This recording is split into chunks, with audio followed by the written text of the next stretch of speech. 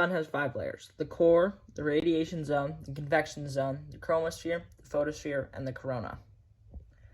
The core is the center of the sun. It's the hottest and most dense part of the sun, and where nuclear fusion happens, and that powers the sun. The radiation zone is the middle zone, and it's where thermal radiation energy is carried outwards by photons.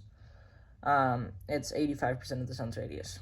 The convection zone is just below the surface. It acts like a pot of boiling water with convection.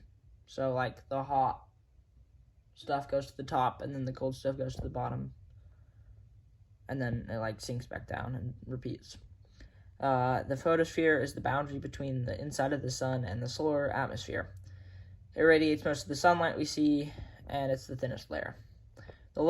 The chromosphere is the lower atmosphere and is 10,000 times less dense than the photosphere, and it can be seen during a total eclipse.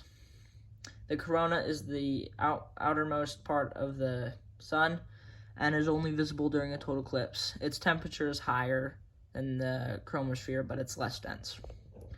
Nuclear fusion is how the stars get their energy and how they shine, and it's when matter is converted to energy. So 4 hydrogen nuclei are converted into helium nuclei, and hydrogen they weigh more. They have more mass than helium, so the leftover mass gets converted to energy, which then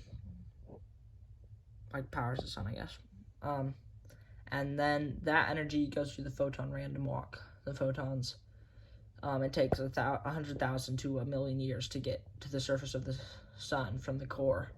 So they just bounce around. The photons just bounce around off of other photons and until they eventually reach the surface. And then from there, it takes 8 minutes to reach Earth, and then we see it, the sunlight. The sun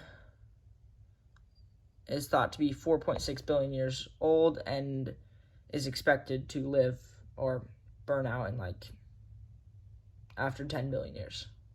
So it'll live to be its total life will be 10 billion years.